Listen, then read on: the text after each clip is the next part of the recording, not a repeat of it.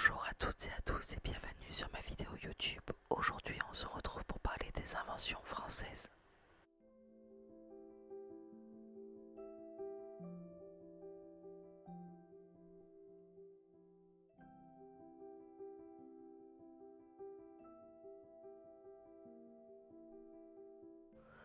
La balance Roberval. La balance Roberval, créée en 1670 par Gilles Personne de Roberval. Mathématicien et physicien français originaire de Roberval dans l'Oise. Il créa la balance Roberval. Son idée fut de placer les plateaux au-dessus du fléau, alors que traditionnellement ils étaient placés en dessous du fléau. La production de cette balance devient importante à partir de 1850, soit 180 ans après sa création, et restera prédominante jusqu'à la fin des années 1980, créant des modèles homologués et adaptés aux différents métiers. Le principe de Roberval donne une bonne précision de la pesée, une bonne stabilité dans le réglage et une robustesse à l'épreuve du temps. 2. Le parapluie compact. En 1705, Jean Marius a inventé un parapluie compact qui se range dans une housse.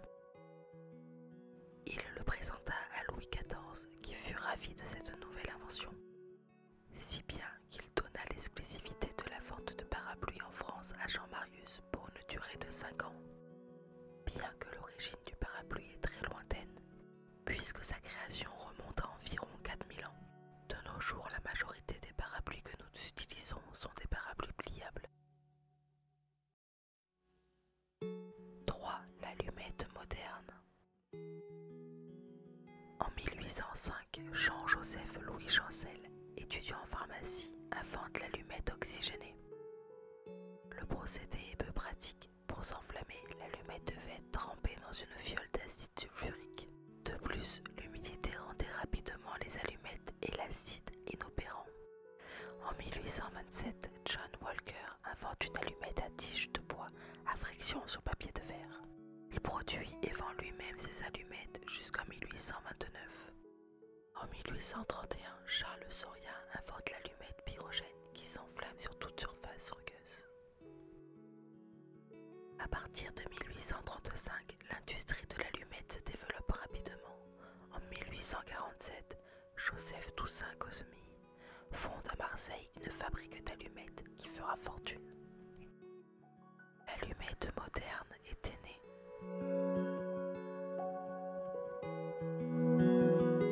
4. Le stéthoscope. En 1816, le docteur René Laennec a inventé le stéthoscope. Il ne s'agissait alors qu'une simple liasse de papier roulé.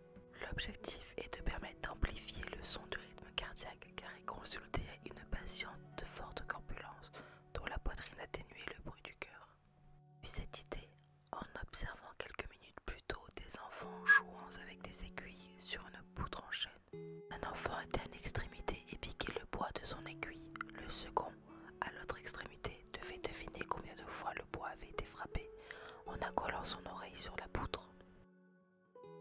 Sa première description écrite de son système remonte au 8 mars 1817. Laennec en construit ensuite plusieurs modèles en bois.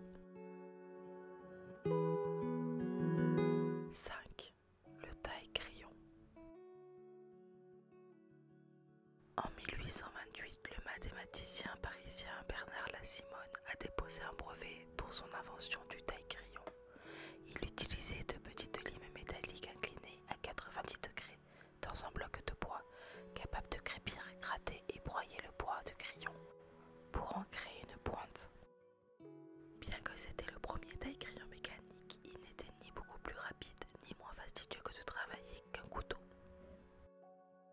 En 1847, Thierry Destivo a conçu quelque chose que nous utilisons encore aujourd'hui dans le taille-crayon, un dispositif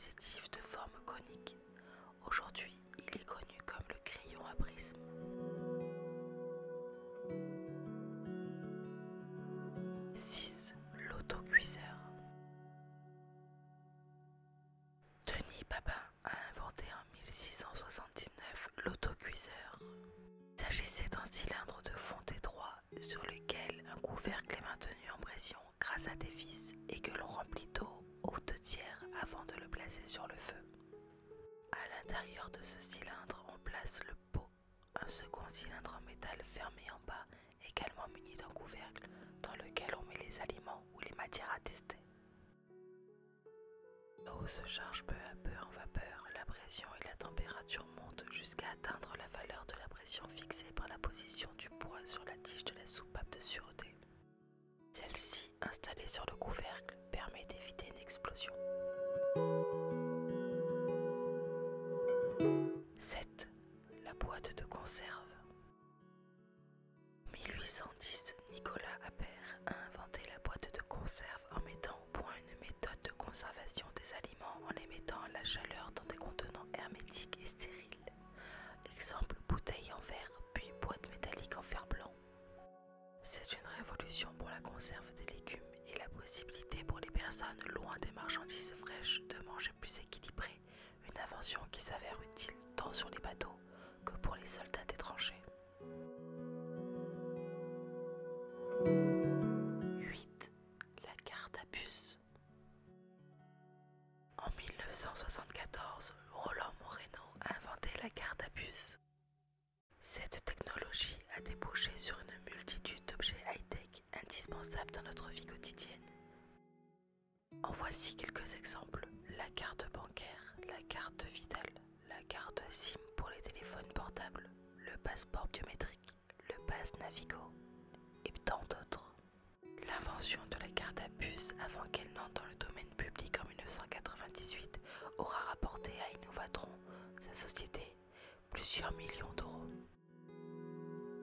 9. Le théâtrophone. En 1881, Clément Ader invente le théâtrophone. Il permet de pouvoir écouter depuis chez soi une représentation d'opéra ou de théâtre. Les micros sont installés de chaque côté de la scène de l'Opéra Garnier et permettent d'écouter l'opéra en restant chez soi.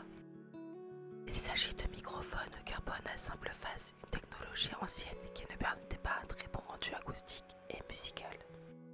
Le système sera rapidement étendu à d'autres salles de spectacle. Il fonctionnera jusqu'en 1936. 10. Le sèche-cheveux. En 1888, le coiffeur et inventeur français Alexandre Ferdinand Godefroy met au point une sorte de bonnet relié à un tuyau flexible qui projette sur les cheveux l'air chaud provenant d'une cuisinière à gaz. En 1892, il invente le tout premier séchoir à main qu'il appelle l'Embryo 3. Cet appareil, pratique pour sécher la chevelure de ses clientes, fait rapidement le tour du monde. En 1895, il perfectionne son séchoir et met au point son premier séchoir électrique à pied qui crée une petite révolution dans la profession du coiffeur. En 1897, l'Emerson Electric Company fabrique et commercialise ce séchoir électrique sur pied. 11. La pétanque.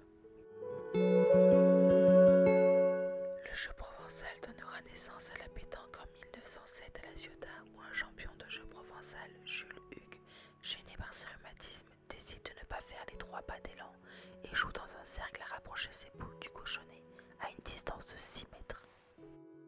Cette scène s'est passée sur le terrain de boules d'un café dont les propriétaires s'appelaient Ernest et Joseph Pidiot. Ernest comprit vite l'intérêt de ce sport et s'appliqua à finaliser les règles.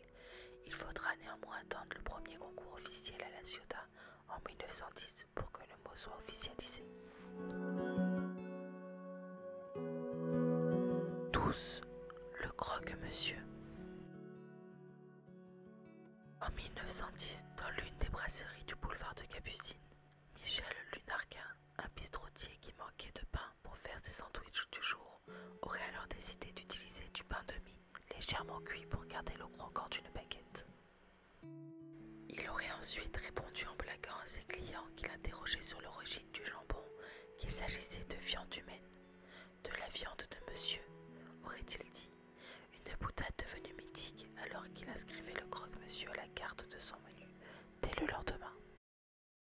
Cette vidéo est maintenant terminée. N'hésitez pas à vous abonner et à mettre un petit pouce bleu si elle vous a plu. On se retrouve lundi prochain pour une nouvelle vidéo ASMR. En attendant,